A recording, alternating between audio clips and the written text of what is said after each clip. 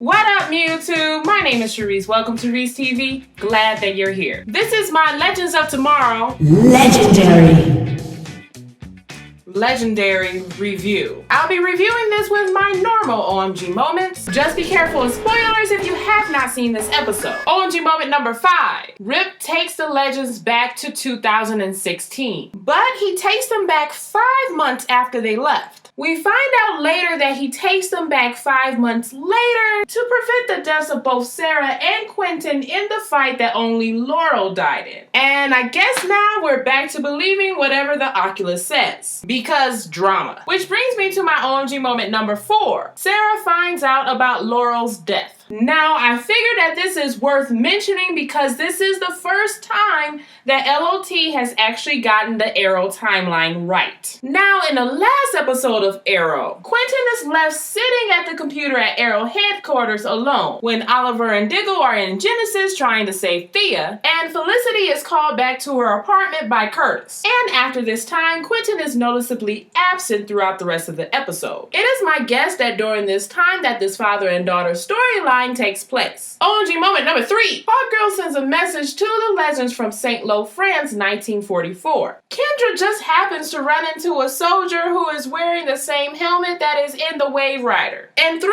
temporal reverberation, the Legends find the message in said helmet. Because convenient plot twists are convenient. OMG moment number 2. The Legends finally kill Vandal Savage. The same ritual that Vandal Savage does in order to activate all the meteorites in all 3 time periods also renders him mortal. So the Legends split up in 3 groups in order to kill Vandal Savage in years 1958, 1975, and 2021. This fight is every bit of a final boss fight, complete with all the enemies that the Legends fought before. And this is where we run into the usual LOT continuity issues. See, in the episode The Night of the Hawk, Vandal Savage takes fluid from the meteorite and injects it into his subjects in an attempt to make an army of Hawk men. But his attempts fail and he makes werehawks instead. In this episode, Vandal Savage doesn't take any fluids from the meteorite, and the fight scares his original subjects away. Yet the werehawks appear because convenient plot twists are convenient. So let me get this straight. You finally got the Arrow timeline correct, but you couldn't get your own timeline correct? Now, the whole thing about not being able to save Rip's family even though you killed Vandal Savage before he found out about time travel, I'm actually willing to forgive. Not because of any explanations given by this show, but by an explanation given by an episode from The Flash. In the episode, the Reverse Flash returns. The reason why Thorn could still travel back in time even after Eddie, who is also his ancestor, killed himself in order to erase Thorn from existence was because the Speed Force gave Thorn some protection, and also ensures that Barry's mother's death is a fixed point in time that cannot be altered. The same thing applies here, but instead it was time that protected Vandal Savage. And my OMG moment number 1, Tyler Rex, aka the first Hourman. Now, originally, Hourman has enhanced superhuman abilities, like enhanced strength, reflexes, and healing, but it's only for an hour at a time. His abilities are given to him by Miracolo, a drug that was designed by himself. However, in late 2003, the CW was developing a TV series that was based on Hourman. But in that case, he had the psychic ability to see an hour into the future and use that ability to prevent crimes before they happened. And this is most likely that Hourman. And that's where I'm going to end this review. Tell me, what did you think about this episode?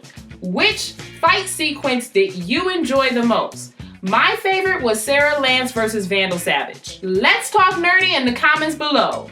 If you like this video, please leave this video a like and a share. I make a video every week, so please subscribe so I can see you next time. Bye-bye.